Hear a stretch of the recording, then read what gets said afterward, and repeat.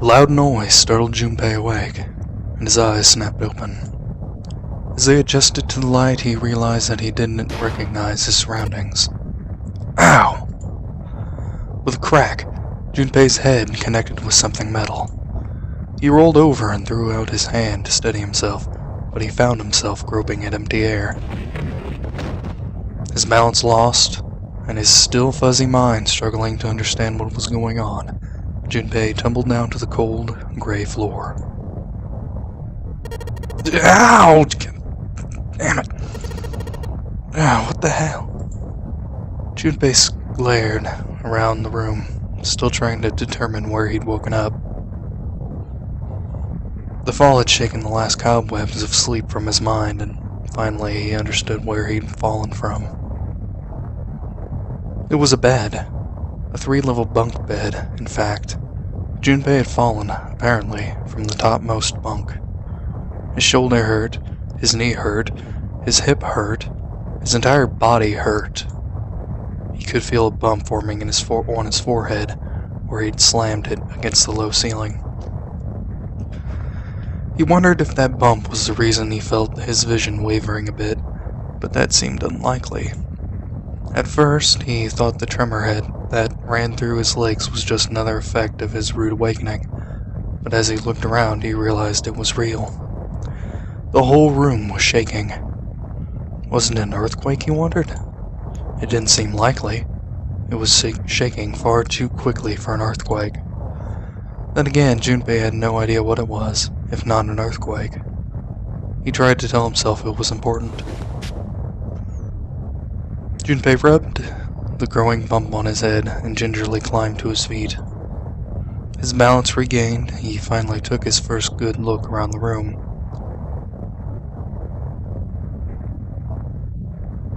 And muttered to himself, "Where am I?" His pain momentarily forgotten in the face of the confusion of his circumstances, Junpei looked around the room once again. Minutes passed while Junpei struggled to get his bearings. Then, as suddenly as they had begun, the tremors ceased. A cold silence fell over the room. From somewhere far away, Junpei could hear the sound of metal squeaking. He felt his stomach tighten. There were 1,000 things the sound could have been, but none of the things he could think of were good. In an attempt to distract himself, Junpei looked around the room once more. There was a stove that looked more antique than functional. The 3-level bunk bed had mattresses that were so thin that they were little more than blankets. On the other side of the room was an identical bed, and set in the wall between the beds was a slightly dirty iron door.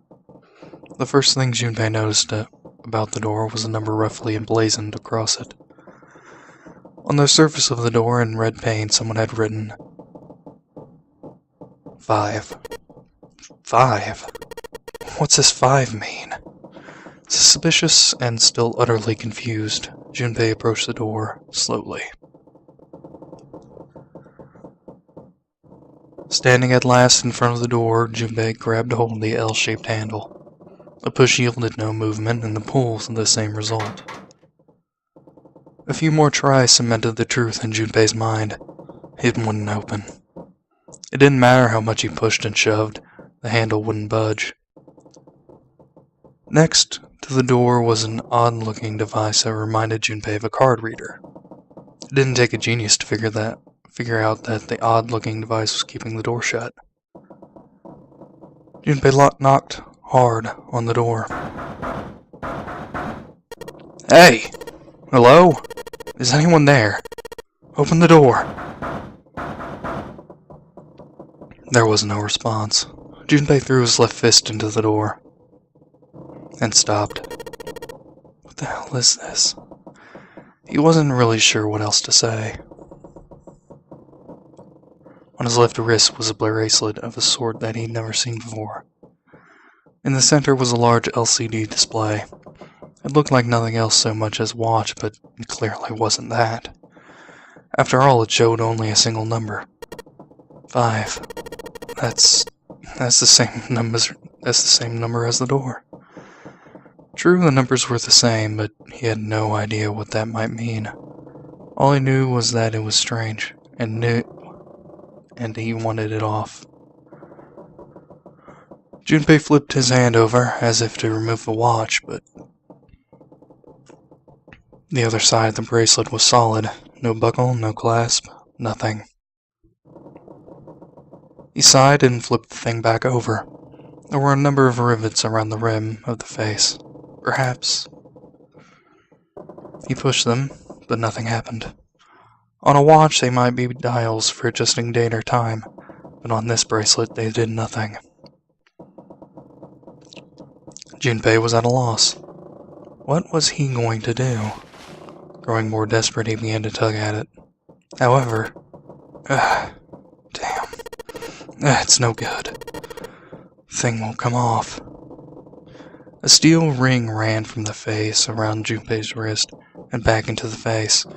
He wouldn't be pulling the bracelet off any time in the near future. What the hell is the deal with this thing? Frustration and desperation were beginning to mix as the reality of the situation began to fall fully on Junpei. So much was happening and none of it made sense. Junpei felt as though he were about to explode. Where am I? And why the hell am I here? Why? Why? What the hell happened to me? It was at that moment that he noticed the window.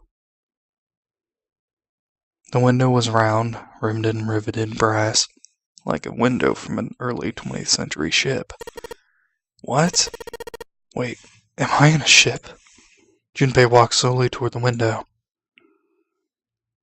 He could see nothing beyond it but thick, impenetrable darkness. Junpei squinted, trying to see something. Anything. It was at that moment. What the? You gotta be kidding me. What's going on here? A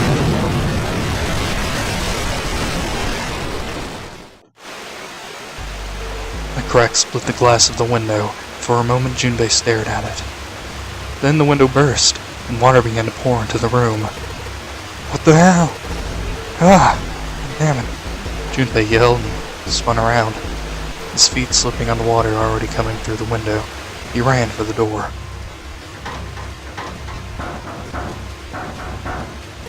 Hey! Anyone! Is anyone there? Come on, if you're there, say something. There was no reply. As Junpei screamed and pounded on the door, the water began to rise.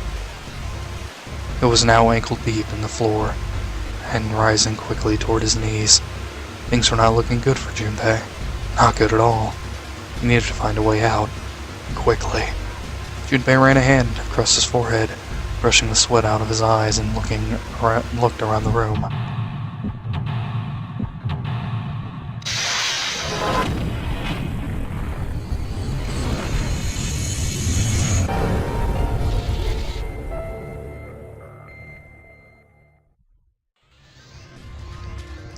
Alright. Sup. I'm Vex, and this is 9 Hours, 9 Persons, 9 Doors. Yeah. We're gonna do a puzzle now, so why not? Operations during an escape. During an escape, you can move to different parts of the room by touching the bottom screen. Since many areas require a very exact selection, we recommend you use the stylus. Searching during escape. During an escape, you can touch the background to search anywhere in the room. Areas you can investigate will be highlighted yellow the moment you touch them.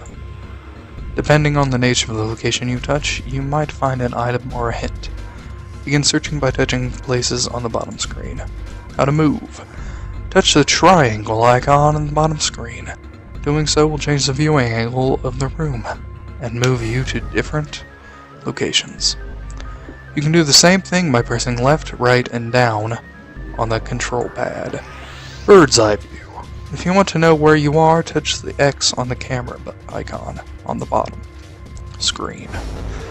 This will show you where you are and what direction you're facing. Saving during an escape. Pressing start will allow you to save. If you want to quit, we recommend pressing start. purpose of the escape. The purpose of each escape is to get out of the room, obviously.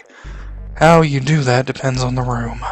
You'll need to search all throughout the room to discover what you will need to do to get out. Search for hints and items that may help you find a way out. Got that? Hopefully you did, because I'm not repeating it.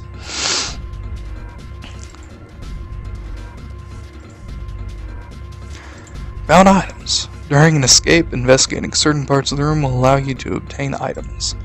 Once you've obtained an item, you'll be able to go to the item screen. Touching L item on the top left will take you to the item screen. While on the item screen, you will be able to investigate, hold, and combine items that you found. If you want to investigate an item you found, touch the icon for that item in the item screen, and then touch Search R in the top right corner of the bottom screen. Woo!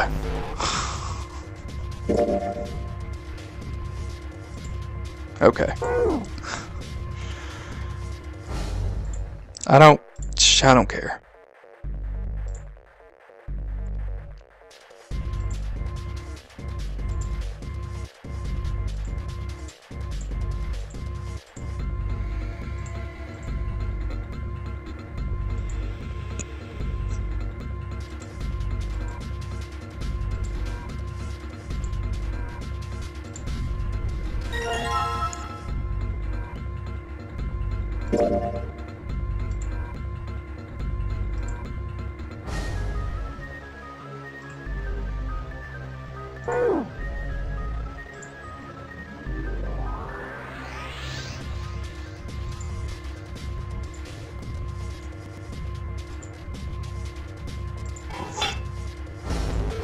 Well, let's see if there's anything in here.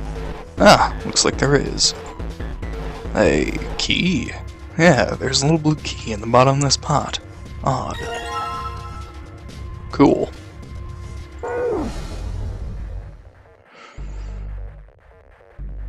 Let's see what's in the stove. Well, it opens easily enough. Sure wish the door to get out of here was that easy to open. Well, that solves the mystery of whether or not this stove has been used for... what's this? Looks red. Yay! Screwdriver. Well, the screwdriver got those screws off easily enough, and here's the picture. More hints. Cool. Think we'll need these. Ah, gotta flip it. Flip it. Okay.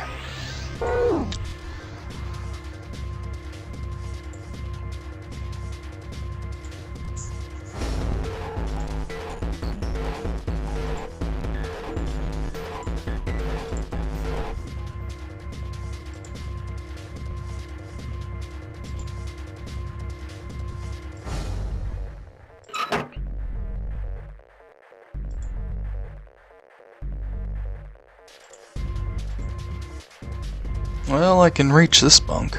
Might as well look through it. Huh? Damn, nothing here.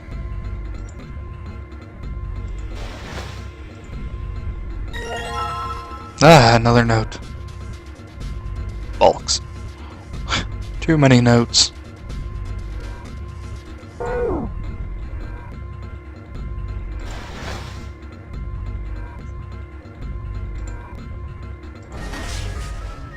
Oh, hey. Cool. Nice red key. Junpei grabbed the key and shoved it into his pocket. He intended to leave immediately, but something stopped him. His reflection stared back at him from the mirror, but he had scarcely recognized himself. Oh dang, dude, you're not looking too good. What's up with my face? His confusion was well justified. His face was drawn and pale, and the dark circles under his eyes made him look as though he were nearly dead. Man, what happened to me? How did I end up here? Even as he said it, something in his mind opened, and a memory bobbed to the surface. It was the last thing Junpei remembered before waking up in the strange room.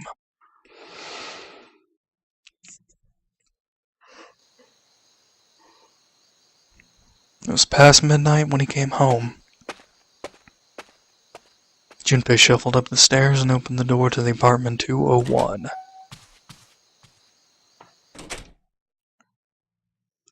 Inside was his apartment, a small one-bedroom affair that ran him about $630 a month. He moved into it when he entered college, and so far he'd been there for 3 years and 7 months. He stepped inside and turned on the lights. The fluorescent lights on the ceiling blinked and flickered slowly to life as if waking from a deep slumber. Their cold light illuminated the landscape he'd come home to so many times before. Everything was as he left it. The magazines piled up in the corner. Some of them might be naughty. The textbooks collecting dust, since he never uses them. He's bad. Very deplorable student. CD cases covering the floor, and the jeans and t-shirt he'd worn from the day before, then tossed onto the floor. There was one thing that didn't belong, however. There was a breeze. The rest of the cold night air wafted into his apartment, carrying the smells of autumn with them. The white curtain framing his window swayed gently in the wind. That's weird. Did I leave that open? Junpei walked toward the window, trying to remember if he closed it before he left. One of the panes was hanging open. He stuck his head out and looked around. Nothing seemed out of the ordinary. Junpei shrugged. He must have just left it open earlier. He closed the window. Then it happened.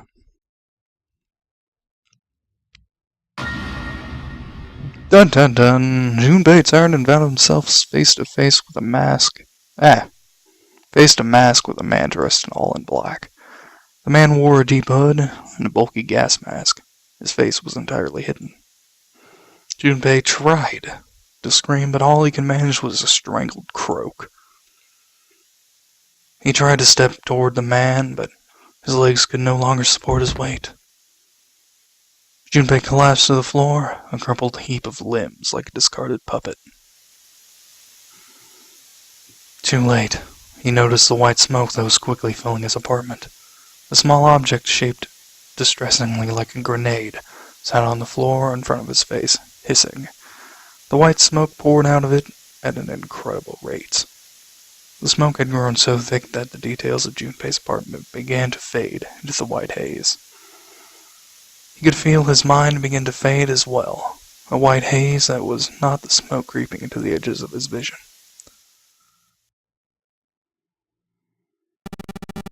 Consider this a privilege. You have been chosen. A rasping voice wormed its way out of the gas mask. It was cold and harsh, and distorted in some way Junpei couldn't put his finger on. You are going to participate in a game. The Nonary game. It is a game where you will put your life on the line. That was the last thing Junpei remembered. The white smoke overpowered him. The masked man faded from his vision, and he felt his consciousness fall away into the white mist. That's right. That guy with the gas mask. He must have taken me here. As to who the man was, or might have been, Junpei had no idea. Indeed, he wasn't even sure that his assailant had been a man. The voice had been cold and mechanical, likely passed through a voice changer, and the body had been covered in a thick cloak. Who was the man in the mask? You have been chosen. Junpei remembered that much, but what it might mean, that was beyond him. Junpei had no idea where he was or why he was there. There was only one thing from his memory that seemed important. You are going to participate in a game. The Nonary game. It is a game where you put your life on the line. The Nonary game, huh? What the hell is the Nonary game? With a yell, Junpei drove his fist into the mirror. I do believe he has anger issues. Not really.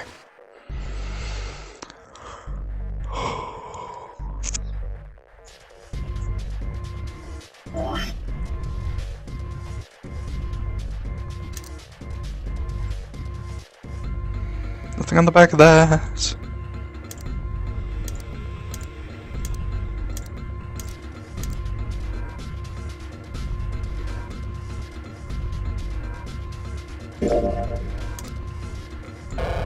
Nope.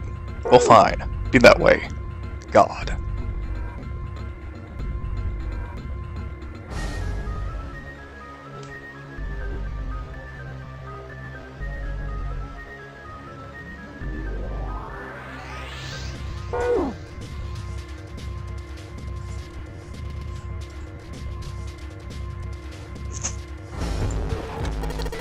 No dice. It's locked tight. Let's see if there's anything in the keyhole. What?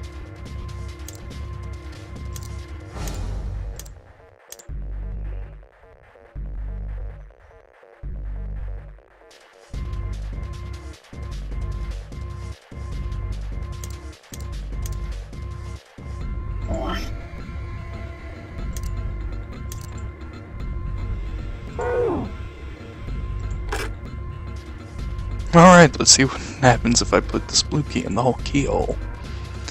And nothing. I guess I'm going to need some sort of code for the dial. Minigames! Like I care anymore about what you have to say, game. You are so long-winded.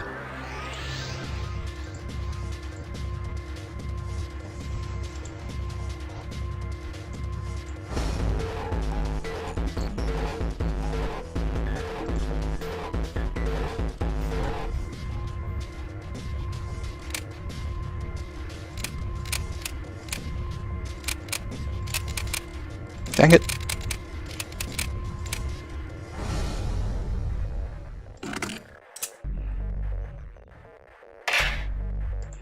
Alright, let's see if these numbers work. I turn to the key and... hey, looks like it's working. Yes. Alright, let's open it up. Yeah, it opened. Looks like there's something in here. What is this? A file?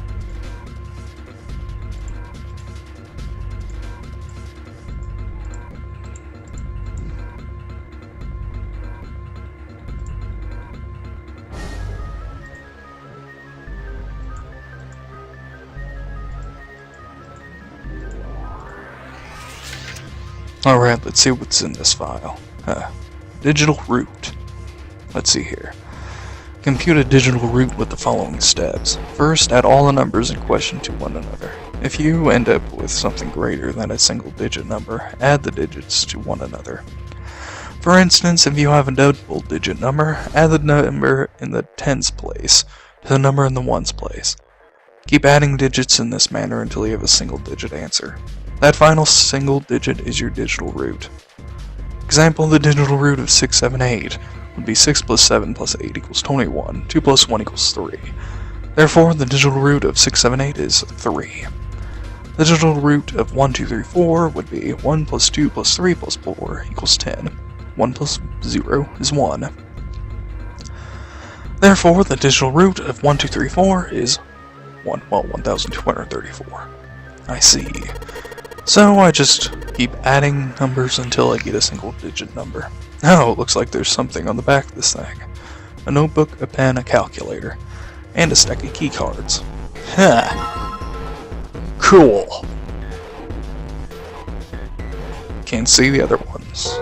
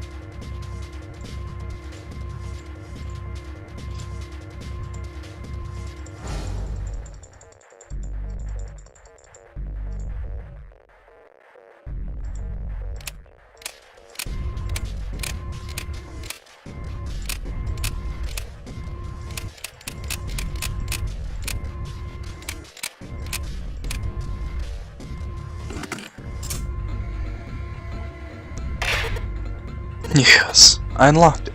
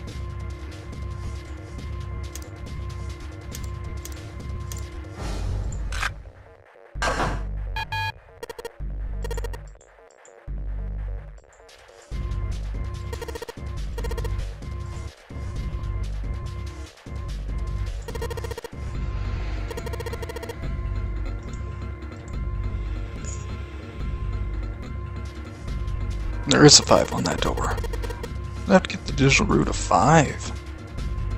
I'm not really sure about this. Whatever. It's worth a shot. Let's see if this works. I'll just slide the cards that gave me the digital root of 5 through the reader. Oh god.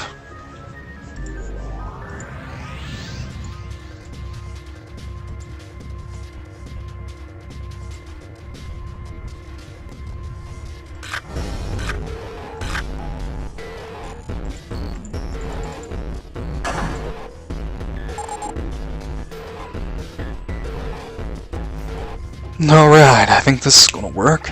There we go, and that's a new noise. Ah, did it just unlock? Well, that light was red, now it's blue. No doubt about it. There's nothing keeping me in here now. Time to go. Let's see what's on the other side of this door.